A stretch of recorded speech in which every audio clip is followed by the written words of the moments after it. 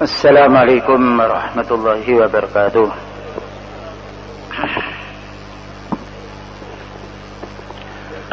إن الحمد لله نحمده ونستعينه ونستغفره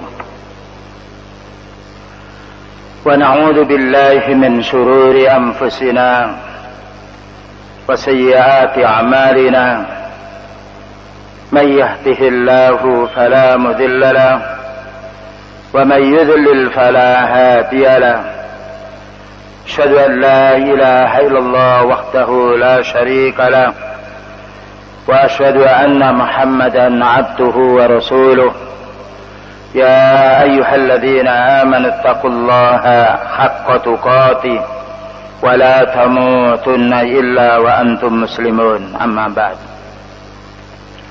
Ayyuhal ikhwah azani wa azakumullah. Insyaallah malam ini akan kita lanjutkan beberapa isi khutbah Rasulullah SAW di Masjid Al-Khaif, yang mana dulu dikatakan yaitu khutbah wada, dan ini insyaallah di Masjid Al-Khaif. Dan karena kitab tadi ketinggalan di mobil, insyaallah ada barokahnya. Beliau menjelaskan di sini, wa mimma warada fi dzikri khutbatin Nabi sallallahu alaihi wasallam, dan di antara datang penyebutan khutbah Nabi sallallahu alaihi wasallam hadis Umamah al-Bahili, maka hadis Umamah al-Bahili radhiyallahu anhu qala sami'tu Rasulullah sallallahu alaihi wasallam yakhtubu, aku mendengar Rasulullah sallallahu alaihi wasallam berkhutbah, faqala ittaqu rabbakum wa sallu khumusakum wa sumu syahrakum wa attu zakata malikum wa ati'u dha amrikum tadkhulu jannata rabbikum. Hadis ini diriwayatkan oleh Imam Tirmidzi dan disahihkan oleh Albani rahimahullahu taala. Artinya Rasulullah sallallahu alaihi wasallam pada tengah-tengah khutbahnya beliau mengatakan, bertakwalah kamu kepada Rabbmu. Ini yang pertama. Kemudian salatlah 5 waktu. Wasallu khumusakum. Kemudian wasumu syahrakum. Berpuasalah pada bulan Ramadan atau bulanmu. Yang nomor 4, wa attu zakata malikum, dan tunaikanlah zakat hartamu. Yang nomor 5, wa ati'u dha amrikum, maka taatilah pemimpinmu. Tadkhulu jannata rabbikum, kamu akan masuk surga, yaitu surga Rabbmu. Ini diantara isi khutbah Rasulullah sallallahu alaihi wasallam ketika di Mina, dan juga pada saat orang sedang menjalankan haji. Yang mana ada 5 pokok yang di sini disampaikan oleh beliau sallallahu alaihi wasallam. Pertama, pentingnya ittaqu rabbakum, bertakwalah kamu kepada Rabbmu. Dan takwa ini adalah wasiat Allah Ta'ala untuk para nabinya. Ya ayyuhan nabiyyu ittaqillah. Demikian juga wasiat untuk kaum muslimin. Ya ayyuhalladzina amanu taqullah. Wahai orang beriman, takutlah kepada Allah. Demikian juga wasiat untuk semua manusia. Ya ayyuhan nasu taqu rabbakum, maka bertakwalah kamu kepada Rabbmu. Dan makna takwa menurut yaitu bahasa adalah al-wiqayah. Artinya bentengi dirimu, jangan sampai engkau itu mendapatkan azab Allah Subhanahu wa taala. Sebagaimana Allah berfirman, ya ayyuhalladzina amanu qu anfusakum wa ahlikum nara. Wahai orang beriman, jagalah dirimu dan keluargamu dari api neraka. Jadi makna at-taqwa adalah wiqayah, membentengi diri dari siksaan Allah taala. Dan siksaan Allah Ta'ala itu terwujud apabila orang itu meninggalkan perintahnya. Maka kita hendaknya melaksanakan perintah Allah Ta'ala, yaitu baik perintah yang berkenaan dengan sifatnya datangnya dari Allah Subhanahu wa taala atau perintah dari Rasulullah sallallahu alaihi wasallam. Demikian juga datangnya siksa karena melanggar larangan Allah Subhanahu wa taala. Karena melanggar larangan Allah Subhanahu wa taala. Sebagaimana Allah Subhanahu wa taala berfirman yang menunjukkan orang meninggalkan perintahnya akan mendapatkan hukuman siksaan neraka, maka orang-orang yang ada di neraka sakor, wa qalu ma salakakum fi sakor, maka ada orang bertanya, kenapa kalian itu masuk di neraka sakor? Qalu lam naku minal musallin, kami ini masuk neraka sakor karena tidak menjalankan sholat. Berarti orang yang tidak melaksanakan yang wajib maka dia masuk neraka, kecuali tidak melaksanakan itu ada udzur, karena dia tidak mampu atau karena dia hilang akalnya. Maka lihat iblis yang dilaknat oleh Allah Ta'ala masuk neraka bukan karena tidak beriman kepada Allah. Iblis sudah beriman kepada Allah Ta'ala, tetapi ketika diperintah sujud tidak mau. Maka dengan sekali tidak sujud tidak mau, maka Allah Subhanahu wa Ta'ala menjelaskan aba wastakbara. Maka iblis ini dia enggan dan juga sombong, wa kana minal kafirin, dan termasuk yaitu orang yang sifatnya kufur. Wa kunna lam naku minal musallin wa lam naku nut'imul miskin, dan kami tidak juga memberi makan kepada fakir miskin. Jadi sebab orang masuk neraka bukan hanya dia karena perbuatan syirik, tapi meninggalkan perintah Allah Subhanahu wa taala.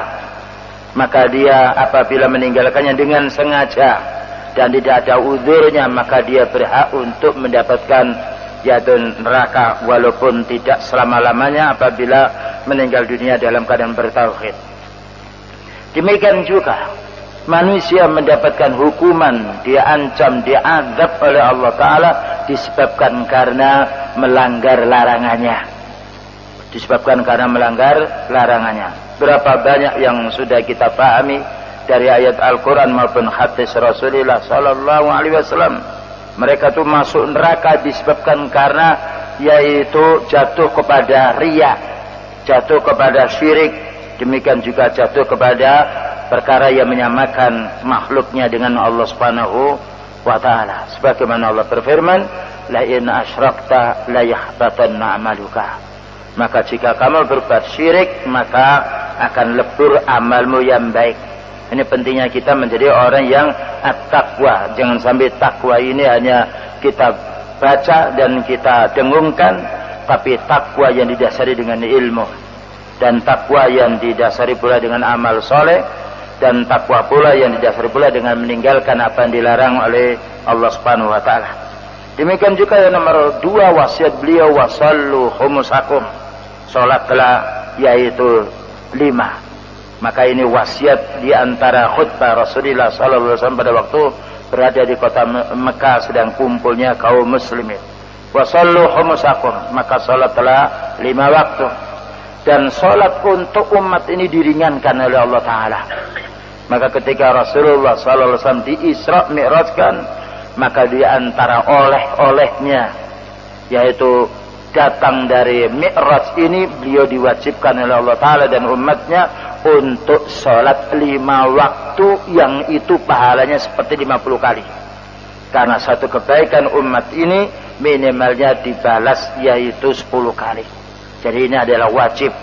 Maka orang tidak boleh meninggalkan sholat, karena sholat adalah perkara yang wajib dan merupakan rukun Islam yang nomor 2 setelah orang itu bersyahadat. Bahkan karena pentingnya sholat ini, Rasulullah sallallahu alaihi wasallam memerintah anak kecil yang berumur 7 tahun hendaknya dilatih sholat. Muru auladakum bisab'i sinina, muru auladakum bis-sholat inda sab'i sinin. Perintahkan anakmu agar menjalankan sholat pada yaitu umur 7 tahun. Ini menunjukkan pentingnya sholat ini sendiri. Dan sholat ini diperintahkan oleh Allah Ta'ala karena merupakan hubungan kita dengan Allah Ta'ala. Demikian juga faedah yang sangat besar yang diambil oleh orang yang sholat ini, sebagaimana Allah Subhanahu wa taala menjelaskan, innas sholata tanha 'anil fahsya'i wal munkar. Sesungguhnya sholat itu mencegah perbuatan keji dan mungkar. Jadi Allah Subhanahu wa taala menjelaskan faedahnya salat ini adalah tanha anil fahsya'i wal munkar, yaitu membendung perbuatan keji dan mungkar. Bahkan juga karena pentingnya salat ini, beliau sampai memberikan penjelasan, al-ahdu bainana wa bainahum as-shalah. Perjanjian kami dan mereka ini adalah salat. Faman tarakaha faqad kafara. Maka barang siapa yang meninggalkan dia dengan sengaja tanpa ada udzur, maka dihukumi dia kafir. Ini menunjukkan pentingnya salat. Dan salat menurut yaitu ajaran Islam untuk kaum pria menurut asal adalah di masjid. Sebagaimana Allah Subhanahu wa taala berfirman, "Wa aqimus sholata wa atuz zakata warka'u ma'ar raki'in." Maka hendaklah kamu mendirikan salat dan hendaknya menunaikan zakat dan rukuklah bersama orang yang rukuk. Ini menunjukkan bahwasanya yaitu salat bagi kaum pria menurut asal yaitu di masjid, dan itu juga termasuk min sunanil huda, petunjuk yang sangat baik sebagaimana disebutkan oleh Al-Imam Muslim dalam kitabnya, yaitu bersumber dari sahabat Abdullah ibnu Mas'ud radhiyallahu anhu. Demikian juga karena pentingnya salat ini, maka Rasulullah SAW sampai perang pun masih mendirikan salat berjamaah. Jadi beliau dalam keadaan perang, maka itu pun mendirikan salat jamaah, dan juga tidak mengutus pasukan tempur dan juga sebagai panglimanya, kecuali panglima itu dia memahami masalah salat, karena mengajak yaitu salat. Dan karena salat ini kunci keberhasilan, maka orang butuh apapun kepada Allah Ta'ala, maka hendaknya berwasilah, ya, berwasilah dengan memperbanyak salat, sebagaimana Allah Subhanahu wa taala memerintahkan, wasta'inu bisabri wassalah. Maka mintalah kamu pertolongan kepada Allah Ta'ala dengan bersabar dan menjalankan as-salah, dan menjalankan salat. Dan ini pentingnya beliau berwasiat kepada kita semuanya, wasallu khumusakum. Demikian juga wanita, hendaknya dia salat, namun wanita dia yaitu tempat tinggalnya yang paling baik salatnya adalah di rumah, dan boleh di masjid apabila mendapatkan izin dari suaminya. Maka apabila tidak diizini tidak boleh, dan tidak boleh salat di masjid apabila mereka pakai parfum atau menampakkan keindahan badannya. Kemudian berikutnya yang nomor 3 wasiat beliau, wasumu syahrakum, berpuasalah pada bulanmu. Maka umat ini diringankan oleh Allah Subhanahu wa taala, tidak sama dengan umat yang dahulu. Diringankan salatnya 50 menjadi 5, diringankan pula puasanya, yang mana hendaknya 1 hari puasa 1 hari tidak, maka hanya diberi 30 hari atau 1 bulan penuh, yaitu pada bulan Ramadan. Dan ini merupakan kebahagiaan, yang mana umur kita pendek, diperpendek pula amal kita oleh Allah Subhanahu wa taala dalam masalah ibadah ini. Dan siam ini adalah manfaat yang sangat besar, karena menunjukkan ikhlasnya orang. Kalau orang tidak ikhlas tidak bisa siam dia, karena siam bukan suatu saat dilihat oleh orang, suatu saat tidak dilihat oleh orang. Berbeda dengan sholat. Dan siam menanggung lapar, siam pula menanggung haus dia, siam pula dia menahan yaitu syahwatnya dengan istrinya. Maka Rasulullah sallallahu alaihi wasallam mengatakan, as-saumu junnah. Puasa itu adalah tabir, puasa itu adalah tameng, pembendung manusia itu dari kemaksiatan. Oleh karena itu Allah menggabungkan siam yaitu dengan salat. Wasta'inu bis-sabri, yang dimaksudkan adalah siam, wassalati, dan juga salat. Oleh karena itu setiap umat diwajibkan oleh Allah Subhanahu wa taala pada umat-umat dahulu yaitu menjalankan siam.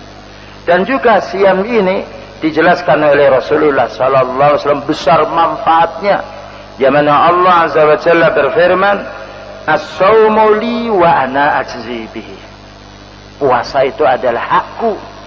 Maknanya untuk memberikan pahala, yang lain sudah ditakar, sudah diukur pahalanya, namun Allah mengatakan as-saumu li, khusus untuk puasa ini hak saya. Karena wa ana ajzi bihi, saya yang membalasnya. Karena orang itu dia yamna'u ta'amahu wa syarabahu wa syahwatahu li, karena mereka itu mencegah makannya, mencegah dia tidak minum, mencegah tidak mengumpuli istrinya, dikarenakan karena saumnya. Dan saum ini sangat bermanfaat lagi bagi para pemuda yang belum mampu dia untuk berpuasa, maka merupakan pembendung utama untuk membendung syahwat yang haram, terutama pada zaman sekarang. Makanya Rasulullah sallallahu alaihi wasallam bersabda, "Ya ma'syar syabab, man istata'a minkumul ba'a falyatazawwaj." Wahai pemuda, apabila kamu sudah mampu untuk menikah, maka hendaklah menikah. Maka di sini dipanggil pemuda, tidak dipanggil pemudi. Dipanggilnya kaum pria, tidak dipanggilnya kaum perempuan atau wanita, karena wanita tidak ada istilah tidak mampu. Karena wanita apabila menikah menjadi tanggungan suaminya, belum menikah menjadi tanggungan orang tuanya. Makanya untuk wanita tidak ada istilah hendaklah kamu menikah apabila kamu sudah mampu. Tidak, tetapi berbeda dengan kaum pria. Karena kaum pria apabila menikah dia menanggung nafkah untuk dirinya dan juga istrinya dan juga anak-anaknya. Maka ada al-ba'ah. Oleh karena itu Allah Subhanahu wa taala menjelaskan, wal yasta'fifil ladina la yajiduna nikahan hatta yuhnihimallahu min fadli. Maka hendaklah menahan diri, bersabar orang yang belum mampu dia menikah sampai datang Allah Subhanahu wa taala memberi karunia berupa harta atau kemampuan untuk mereka. Namun untuk wanita kita hendaknya segera itu menikahkan putri-putri kita semuanya, terutama pada zaman sekarang, pada zaman yang banyak fitnah. Yang mana Rasulullah sallallahu alaihi wasallam menjelaskan, "Ma taraktu ba'ti fitnatan adarru 'ala rijali minan nisa." Apa katanya beliau? Tidaklah aku meninggalkan fitnah setelah aku meninggal dunia ini, fitnah yang paling besar untuk kaum pria, melainkan fitnah wanita. Maka apabila wanita ini sudah menikah, maka dia lebih bersih untuk dirinya, tidak memfitnah dan juga insya Allah tidak difitnah. Tapi apabila belum menikah dan dia sudah balik, sebagaimana kita ketahui begitu banyak fitnahnya wanita ini. Oleh karena itu Rasulullah sallallahu alaihi wasallam memberi penjelasan, "Man ja'akum," barang siapa datang kepadamu, rajulun, yaitu seorang laki-laki yang mana kamu pandang dia itu baik dinuhu agamanya, dan dia mau menikah putrimu, falyuzawwij, maka hendaknya dinikahkan. Wa illa takun fitnatan fil ardi wa fasadan. Maka apabila tidak segera engkau menikahkan putrimu dengan laki-laki yang kau yaitu kagumi masalah dinnya, yang kamu anggap baik dinnya, maka putrimu menjadi fitnah dan juga berbuat kerusakan di permukaan bumi. Karena menikah merupakan kebutuhan fitrah. Karena Allah Subhanahu wa taala memberi keindahan kita ini dengan wanita. Zuyyina lin-nasi hubbus syahawati minan nisa. Dihiasi manusia ini senang dengan keinginan-keinginan, dengan nafsu, dengan syahwat, di antaranya senang kepada wanita. Dan juga tidak ada istilah wanita ini menikah harus sampai selesai kuliah dulu, harus bisa kerja dulu, harus bisa yaitu mencarikan nafkah untuk orang tuanya. Tidak ada. Karena nafkahnya wanita menjadi tanggungan walinya, dan karena nafkahnya istri menjadi tanggungan suaminya. Dan ini menunjukkan Islam menjunjung tinggi wanita, yang mana wanita tidak dibebani untuk mencari rezeki, tapi justru kaum pria, yang mana Allah mengatakan liyunfik dzu sa'atin min sa'ati, maka hendaklah yaitu kaum pria atau suami memberi nafkah kepada istrinya dengan kemampuan atau sesuai dengan yang Allah berikan rezeki kepada mereka. Ini menunjukkan Allah Subhanahu wa taala menjunjung tinggi martabat wanita, tidak seperti pada zaman jahiliyah, yang mana pada zaman jahiliyah wanita ini dijual belikan sebagaimana orang Yunani, sebagaimana orang Persia, bahkan juga kebiasaan orang Arab jahiliyah.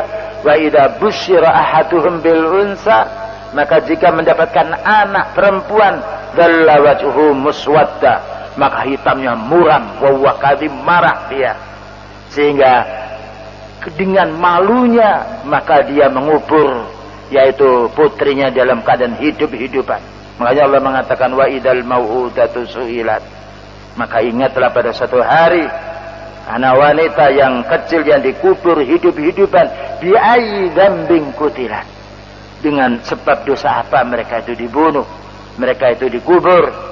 Dan ini menunjukkan sadisnya orang jahiliyah pada zaman dulu, menganggap wanita ini adalah tidak ada harganya, bahkan dianggap merusui. Bahkan juga wanita yang ditinggal mati oleh suaminya tidak berhak untuk menikah, maka diwarisi oleh keluarganya.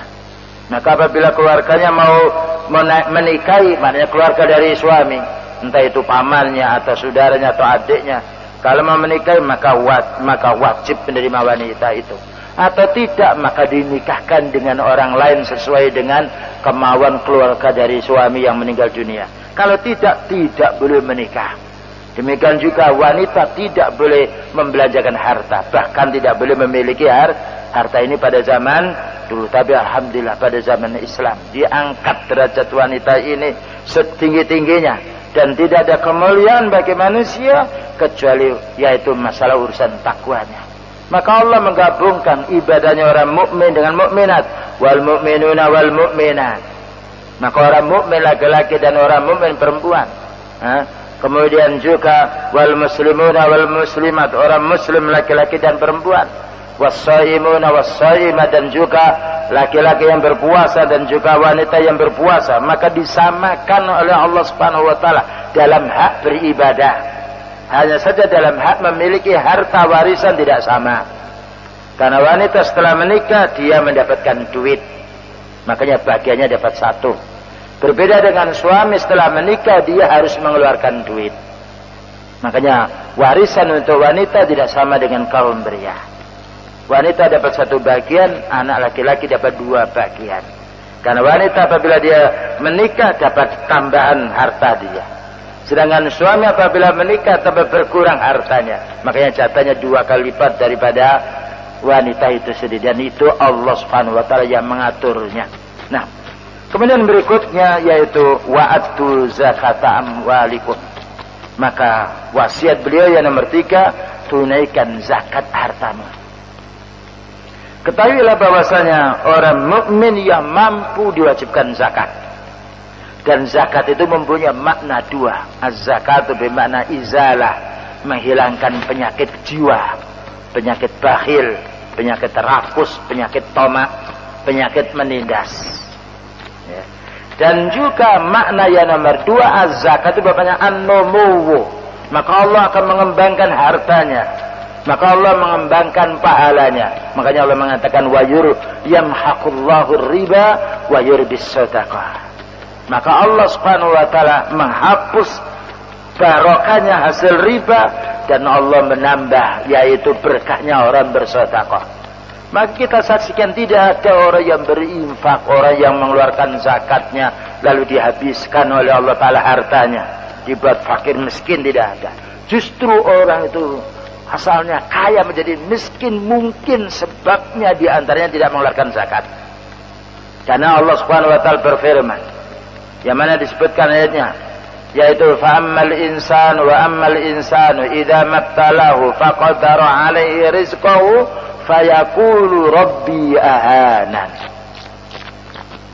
Maka adapun orang yang dibatasi rezekinya oleh Allah taala, yang asalnya banyak dikurangi, lalu manusia itu mengatakan, oh Allah menghina saya, rabbi ahanan. Jadi ketika diperbanyak hartanya, kemudian dikurangi hartanya, maka orang ini mengatakan, oh Allah menghina saya, Rabbi ahana. Maka Allah membantah, kalla, bukan begitu, saya tidak menghina dirimu. Kalla balla tukrimunal yatim. Aku kurangi rezekimu itu karena kamu tidak memuliakan anak yatim. Wala tahaduna ala ta'amil miskin. Dan kamu tidak mau memberi pangan kepada orang fakir miskin, tidak mau menganjurkan bagaimana orang miskin dapat pekerjaan dia, dapat bantuan dari dirimu. Wa ta'kuluna turasa aklan lamma. Dan karena kamu makan warisan yang banyak, maka Allah Subhanahu wa taala menghukum di dunia dengan dikurangi hartanya. Maka ini bagi orang yang bakhil, naudzubillah min dzalik. Makanya kita memohon kepada Allah taala berlindung dari sifat bakhil. Allahumma inna a'udzubika minal jubni wal bukhli. Ya Allah, aku berlindung kepadamu dari licik, dari penakut, dan juga dari bakhil. Karena orang bakhil takut kemiskinan dia, takut hartanya habis dia. Sedangkan juga orang yang licik, dia yang penakut juga karena takut apabila dia melakukan kebenaran, khawatir dia mendapatkan fitnah dari manusia. Ya, jadi wa'adtu zakata malikum. Bahkan juga satu saat rezeki orang itu ditambah oleh Allah Ta'ala disebabkan karena dermawannya. Sebagaimana hadis Rasulullah Sallallahu Alaihi Wasallam, beliau memberikan penjelasan, ala turzakuna illa bidu'afaikum. Nah, ala turzakuna illa bidu'afaikum. Hadis ini diriwayatkan oleh Imam Bukhari. Ingatlah kalian itu diberi oleh Allah Ta'ala rezeki yang banyak karena kamu menolong kepada du'afaikum, orang-orang yang du'afa, orang-orang yang miskin. Ya, ini makanya Allah Subhanahu wa taala menjelaskan wa'atu zakata amwalikum. Dan zakat itu presentasinya sedikit. Bayangkan kalau kita menyusun bata 100, itu makanya diambil 2,5. Yang 97,5 milik kita. Tapi yang 2,5 ini milik kita untuk di akhiratnya.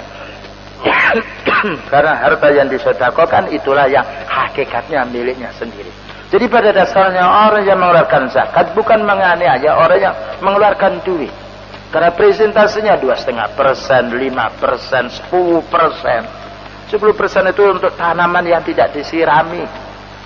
Orang punya kelapa, punya durian yang banyak dia, yang tidak menyirami, hanya mencukupkan hujan, tidak pula ngasih pupuk yang lainnya. 100 dikasihkan orang 10 yang memiliki yaitu 90.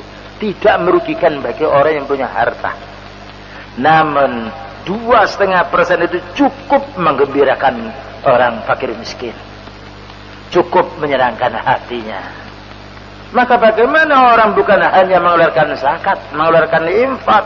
Maka itulah Rasulullah Sallallahu Alaihi Wasallam memberikan penjelasan dalam hadisnya bahwasanya beliau itu jawadun, orang yang paling dermawan, ya. Dan juga orang yang yaitu selalu memperhatikan kepentingan orang miskin, bahkan meninggal dunia tidaklah hartanya ditinggalkan di dunia, tapi meninggal dunia hartanya dibawa ke akhirat semuanya.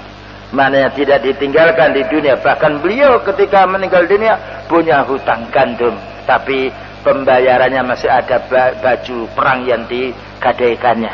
Ini menunjukkan yaitu dermawan beliau Sallallahu Alaihi Wasallam dan juga para sahabatnya radhiyallahu anhum jami'an. Jadi wa'atu zakata malikum, tunaikanlah zakat hartamu. Demikian juga wa'ati'u dha amrikum. Ini yang nomor 5. Maka taatilah pemimpinmu. Di sini kita disuruh taat kepada pemimpin. Yang mana apabila mereka itu kaum muslimin dan mereka memerintahkan kita yang baik. Ini menunjukkan pentingnya khutbah beliau ketika berada di kota Mina dan juga yang lainnya. Wa'ati'u dha amrikum. Karena pemimpin apa artinya apabila tidak ditaati? Dan pemimpin apa fungsinya apabila tidak ditaati?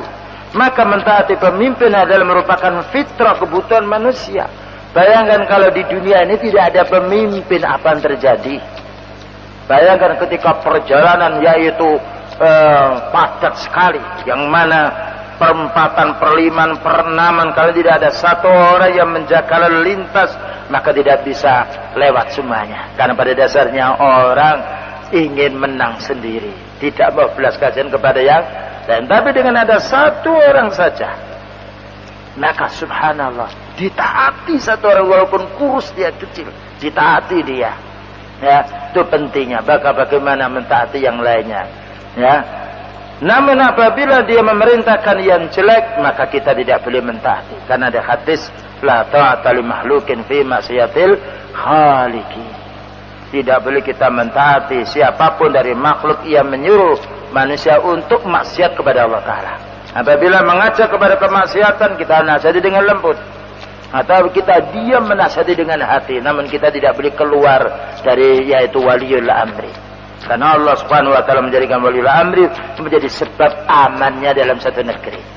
Lihat ketika negeri digoncang pemimpinnya dan tidak digoncang, maka yang aman ketika tidak digoncang. Ini menunjukkan bahwasanya Rasulullah sallallahu alaihi wasallam bicara masalah keamanan dalam satu negeri pula. Lihat, kita telah melihat beberapa sejarah yang mana apabila dalam satu negeri ini pemimpinnya dia dikorek, maka meningkat, yaitu ekonomi menjadi gak karuan, keamanan tidak dijamin, maka yaitu ketentraman tidak boleh bisa dan juga orang-orang berbuat jahat akan muncul pula yang tidak tahu menjadi tahu masalahnya. Makanya Rasulullah sallallahu alaihi wasallam menasihati kita apabila kita melihat pemimpin kita kurang benar bahasa halusnya atau berbuat curang bahasa kasarnya, apa katanya beliau? Man ra'a min amirihi syai'un yakrahuhu falyasbir. Maka barang siapa yang melihat pemimpinnya ini ada sesuatu yang dibencinya, yang kurang berkenan, maka hendaknya falyasbir, maka hendaknya bersabar. Justru yang disuruh bersabar rakyatnya. Man ra'a min amirihi syai'an yakrahuhu. Barang siapa yang melihat, menyaksikan sesuatu yang dikerjakan oleh pemimpinnya yang kurang berkenan oleh hatinya, maka beliau mengatakan falyasbir. Ya, falyasbir. Karena bersabar di dalam yaitu menghadapi yaitu kecurangan pemimpin itu lebih ringan. Ya, bahayanya lebih ringan daripada dibongkarnya kecurangan pemimpin. Sebagaimana kita lihat beberapa negara yang lainnya.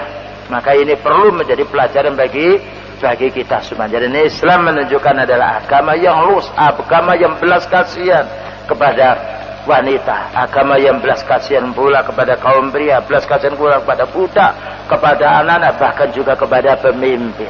Makanya Allah mengatakan, ya ayyuhalladzina amanu atiullaha wa atiur rasula wa ulil amri minkum. Wahai orang yang beriman, taatlah kamu kepada Allah Ta'ala dan taatlah kepada Rasulnya dan kepada pemimpin yang mengurusi kalian semuanya, maknanya kaum muslimin. Maka apabila 5 perkara ini dikerjakan oleh kaum muslimin, apa katanya Rasulullah SAW, kabar gembira, kadkhulu jannata rabbikum, maka kamu akan masuk surga Rabbmu. Bayangkan 5 perkara ini insya Allah tidak sulit dikerjakan oleh manusia. Maka orang yang tidak mampu mengeluarkan zakat, maka dia berhak mendapatkan zakat. Ya, mendapatkan zakat karena dia tidak mampu. Karena zakat diwajibkan bagi orang mampu. Demikian juga orang yang tidak mampu berpuasa karena dia sakit menaun atau karena dia yaitu hilang akalnya, maka Allah membebaskannya. Demikian juga orang yang tidak mampu sholat karena dia linglung atau pikun dia atau sudah hilang akalnya, maka dibebaskan dia. Maka tidak ada hukum yang paling baik untuk kita pegang melainkan hukum Islam itu sendiri. Kemudian berikutnya di sini dijelaskan oleh Syekh Abdul Razak hafizahullah taala, wa hiya wasiyatun jami'atun fi dzikri mujibati dukhulil jannah wa asbabiz dhafri bi na'imiha wal fawzi bi khairatiha wa maladzatiha. Maka ini adalah wasiat yang simpel, wasiat yang menyeluruh, yang mewajibkan orang itu bisa masuk di dalam surga dan menyebabkan orang itu mendapatkan nikmatnya Allah Subhanahu wa taala di akhirat nanti dan mendapatkan pula kebahagiaan yang banyak sekali. Wa hiya ad-darul lati a'addaha Allahu li ibadihil muti'in, yaitu kampung yang mana Allah Ta'ala menyediakannya untuk hamba-hambanya yang taat kepada Allah Ta'ala, wa awliyaihi salihin, dan para wali-walinya, maknanya waliullah, waliullah as-salihin, yaitu orang yang soleh. Sebagaimana Allah berfirman, ala inna awliya Allahi la khawfun alaihim wa lahum yahzanun. Wa ja'ala fiha minan na'imil karim was sawabil azim, yang mana Allah Subhanahu wa taala menjadikan yaitu orang itu mendapatkan nikmat yang mulia dan pahala yang besar, mala ainun ra'at, yang belum pernah dilihatnya nanti yang belum pernah dilihat di dunia. Jadi orang masuk dalam surga, nikmat itu belum pernah dirasakan di dunia. Ya. Jadi nikmat yang adanya hanya di surga. Ya, apabila disebutkan yaitu khamar, disebutkan bidadari yang lainnya, itu tidak sama dengan di dunia.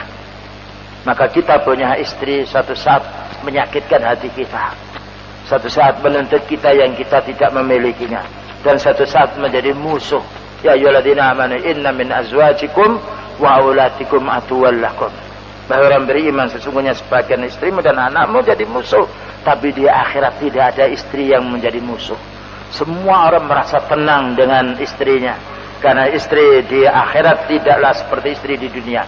Dari umurnya saja dikembalikan wakawaiba atroba, jadi gadis-gadis yang sebaya, yang mana orang tidak pernah dia capek untuk berkumpul dengan si istrinya. Dan juga tidak pula mengeluarkan kotoran, tidak pula mengeluarkan keringat-keringat yang sifatnya tidak baik sebagaimana disebutkan di dalam hadisnya.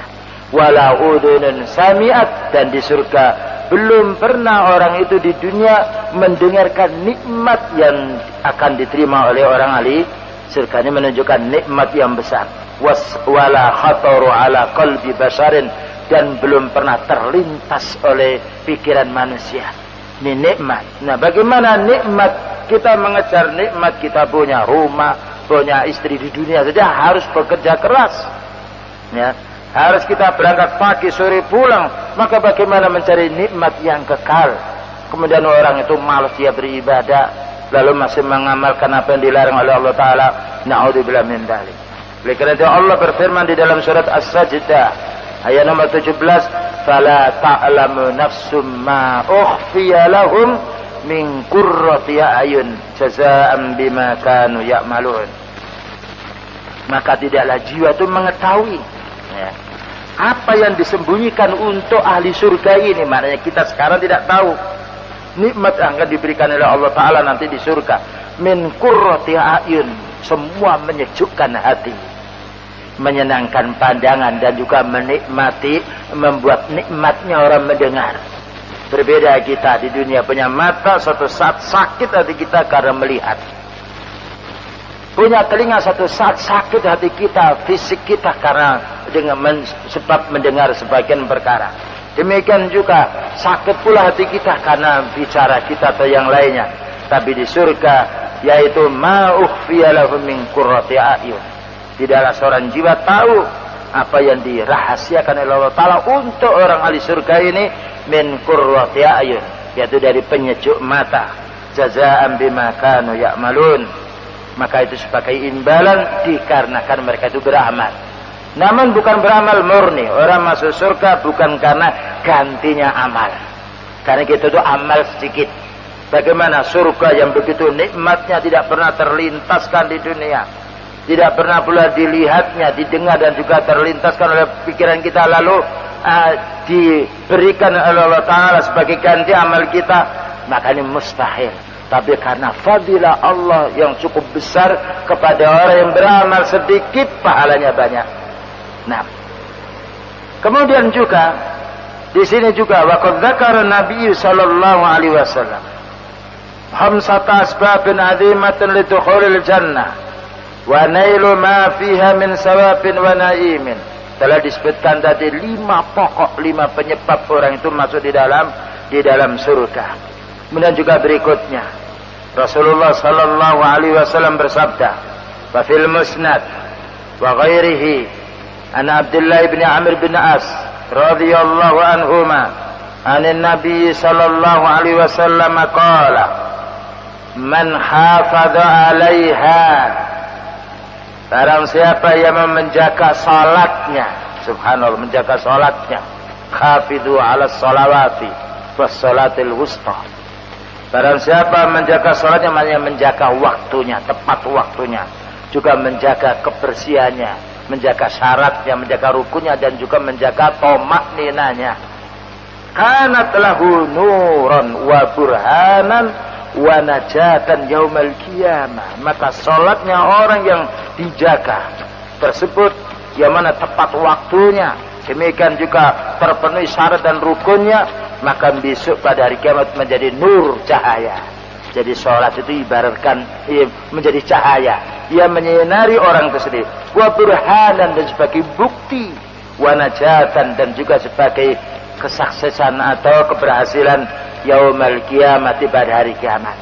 Makanya besok manusia yang dihisab bukan dunianya dulu, Bukan hartanya dulu yang dihisab, tetapi yang dihisab sholatnya dulu. Awwalu ma yuhasabu 'alal 'abdu as-shalah. Pertama kali yang dihisab oleh Allah Ta'ala kepada hambanya ini adalah sholat. Faman, maka barang siapa yang baik sholatnya, maka dia semua amalnya akan mengikutinya.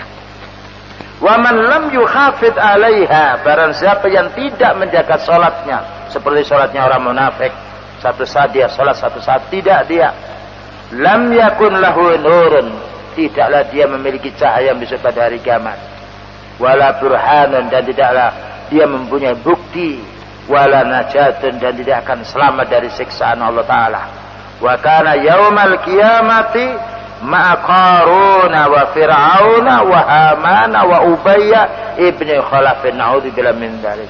Besok pada hari kiamat, maka orang yang tidak salat atau kotang salatnya, ayat salat dan juga tidak salat, besok akan dikumpulkan oleh Allah Ta'ala dengan Qarun, dengan Fir'aun, dengan Haman, dengan Ubay bin Khalaf. Ini menunjukkan bahayanya orang yang meninggalkan salat. Upayakan kita ya kan, dalam kondisi apapun, asal akal kita masih sehat, maka kita hendaknya salat. Tidak bisa berdiri, maka boleh dengan duduk. Tidak bisa duduk, maka boleh dengan berbaring. Berbaring menghadap ke kiblat, yaitu dengan berbantal tangannya.